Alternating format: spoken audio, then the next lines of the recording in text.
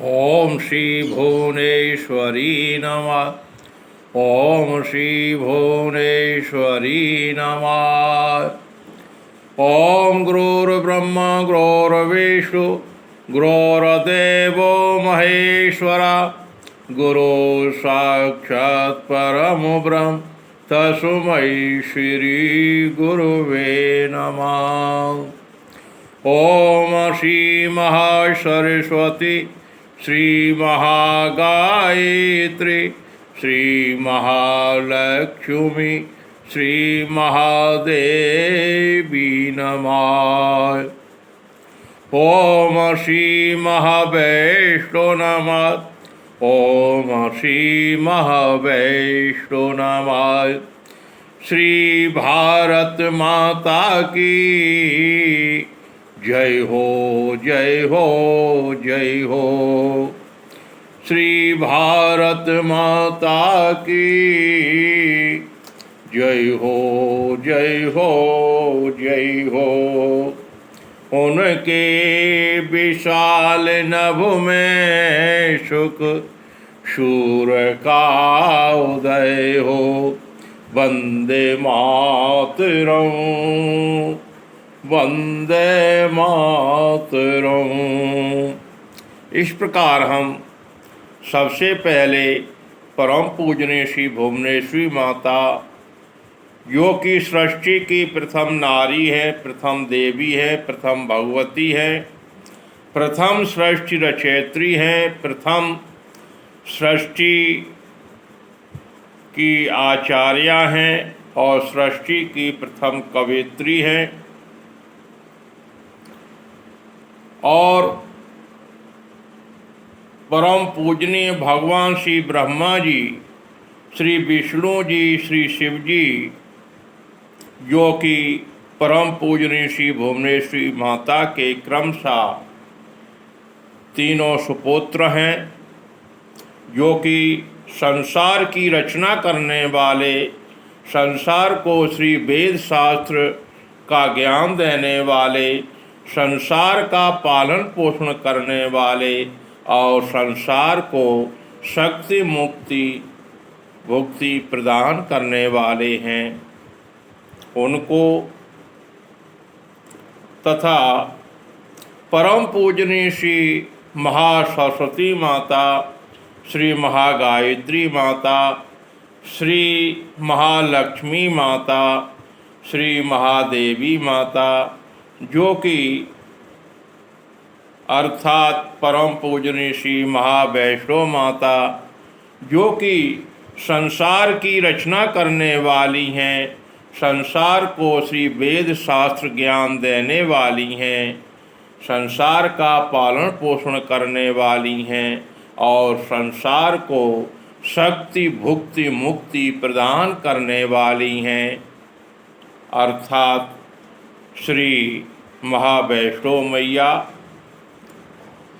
एवं विश्व की सर्वश्रेष्ठ श्री भारत माता, और जिस माँ की कोख से जन्म लिया है, उन माँ के श्री चरणों में कोट कोट नमन करते हैं। प्रिय भाइयों बहनों बच्चों, आपको सादर सा प्रेम बारंबार नमस्कार है। आपके समक्ष एक छोटी सी कहानी, जो कि हमारी प्रथम पुस्तक सत्य वचनामृत भाग प्रथम में प्रकाशित हुई है। यह पुस्तक हमारी 2008 में प्रकाशित हुई थी। आप लोगों के समक्ष प्रस्तुत कर रहे हैं। आप लोग इसको सब्सक्राइब लाइक करने की कृपा करें। कृपया ध्यान दें। एक गांव में श्री रामजी लाल नामक एक वृद्ध रहता था। उनके परिवार में उनके अतिरिक्त पत्नी, 2 पुत्र व 2 पुत्र बधुएं थीं। श्री रामजी लाल एक सेवा अवकाश प्राप्त अर्थात सेवानिवृत्त शिक्षक थे। उनके पुत्रों के नाम मोहन व सोहन थे। मोहन अपने गांव के प्राथमिक विद्यालय में अध्यापक थे तथा सोहन एमए पूर्वार्ध में अध्ययनरत था। मोहन की ससुराल एक धनी परिवार में थी तथा सोहन की ससुराल एक गरीब परिवार में थी। मोहन की ससुराल से शादी के समय अच्छा खासा दहेज मिला था तथा समय समय पर अच्छी भेंट उपहार भी मिलता रहता था और सोहन की ससुराल से ना तो अच्छा दहेज ही मिला था ना ही समय समय पर अच्छा उपहार भेंट मिलती थी, जिसके परिणाम स्वरूप मोहन व उसकी पत्नी सुशीला को परिवार में अच्छा सम्मान मिलता था तथा सोहन व उसकी पत्नी अनीता को सदैव ही तिरस्कार व हीन भावना से देखा जाता था एवं उनके साथ पक्षपात पूर्ण व्यवहार किया जाता था। एक दिन किसी पारिवारिक बात के कारण सोहन की माँ को अनीता ने कुछ अनुचित उत्तर दिया। जब इसके बारे में सोहन को ज्ञात हुआ तब सोहन ने अनीता को बहुत डांटा फटकारा, समझाया तथा माँ से क्षमा दिलवाई। कुछ ही देर बाद घर में मोहन आया। तब सुशीला ने उक्त संबंध में बताया। तत्काल ही मोहन ने बिना बात किए अनीता की लात घूंसों से पीटना प्रारंभ कर दिया। इसी बीच माँ ने मोहन को रोका और सोहन ने भी कहा कि अरे भाई साहब, माँ से उसने अपनी त्रुटि की क्षमा मांग ली है एवं माँ ने भी उसे क्षमा कर दिया है, इसलिए अब कोई बात नहीं। परंतु आपने जो बिना कुछ कहे सुने ही लात जूतों से पीटना प्रारंभ कर दिया, इस तरह का व्यवहार उचित नहीं है। इस बात पर मोहन ने सोहन से कहा कि बड़ा आया उचित अनुचित व्यवहार बताने वाला। जोरू का गुलाम मोहन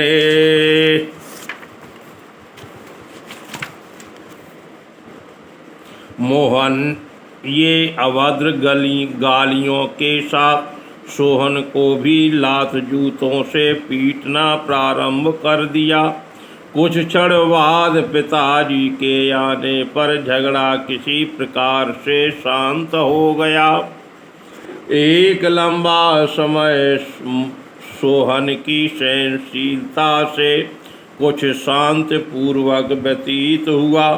कुछ समय पश्चात राम जी लाल व उनकी पत्नी का देहांत हो गया। तब तक सोहन एमए उत्तीर्ण कर चुका था। सोहन के अत्यंत प्रयास करने पर भी कहीं नौकरी नहीं मिली।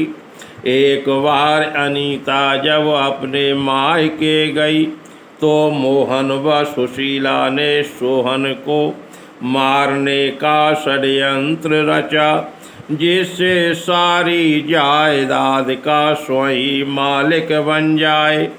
अंततः अपनी योजना के अनुसार एक दिन सुशीला ने किसी काम के बहाने सोहन को एक अलग कमरे में बुलाया तथा मीठी मीठी बातें की एवं उसको अनुचित कार्य हेतु विवश किया।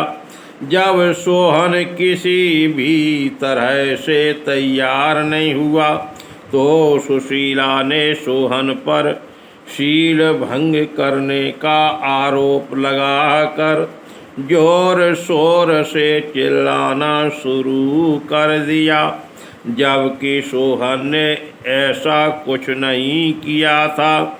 सुशीला सोहन से अपने हिस्से की पैतृक संपत्ति अपने नाम लिखे दस्तावेजों पर हस्ताक्षर करवाना चाहती थी।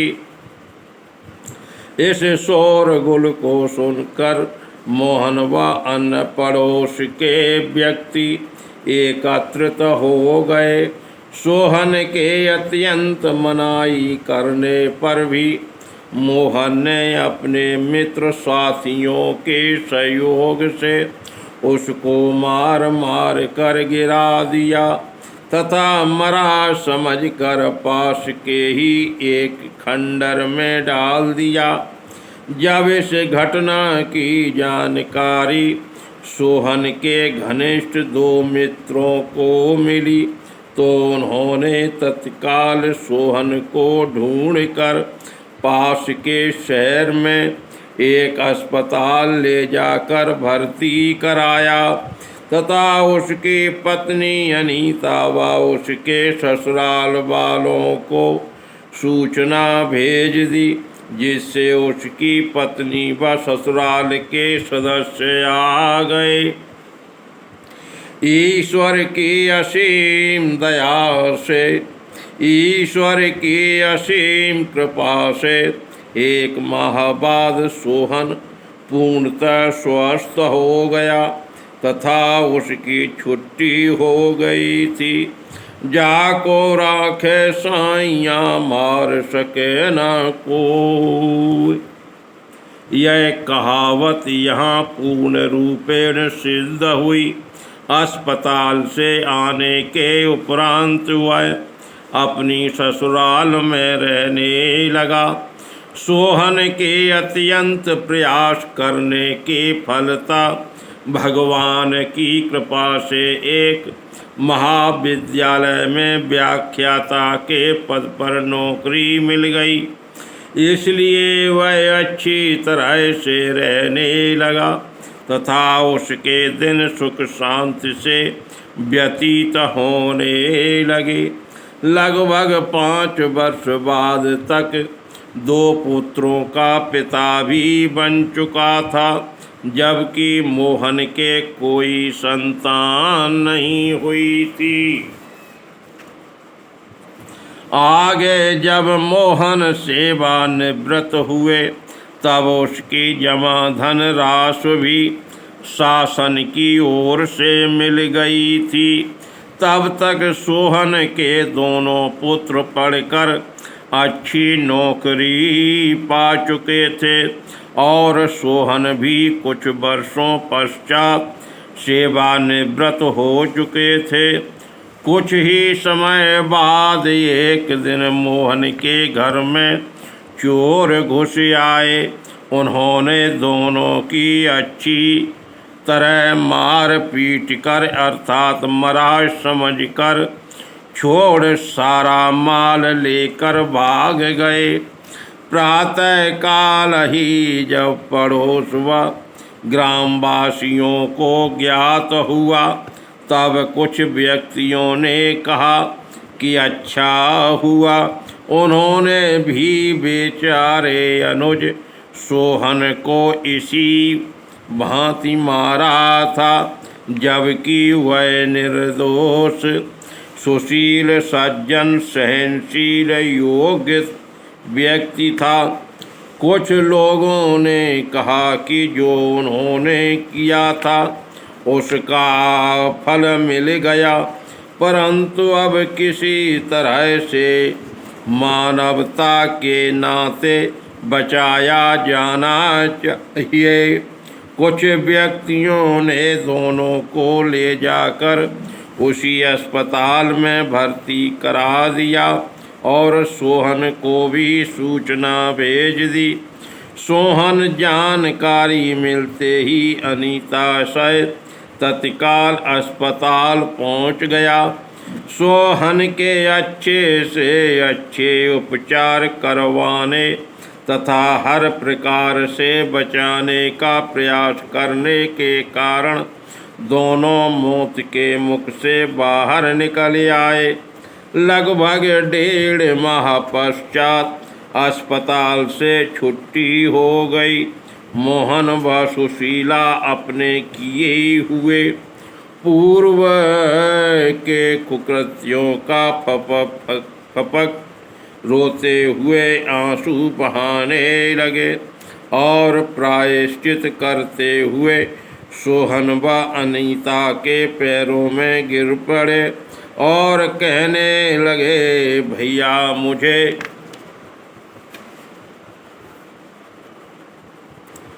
माफ कर दो। परंतु सोहन व अनीता ने दोनों को उठाकर अपने गले लगाया तथा कहा कि अरे भाई साहब, इसमें क्षमा मांगने की, रोने की कौन सी बात है। आपकी हर तरह से देख रेख करना हमारा परम कर्तव्य है। तदुपरांत मोहन ने सोहन को ससुराल से वापस घर बुला लिया तथा दोनों लड़कों को बड़ी धूमधाम से शादियां की और दोनों भाई एक साथ प्रेम से रहने लगे। ओम शांति, ओम शांति, ओम शांति।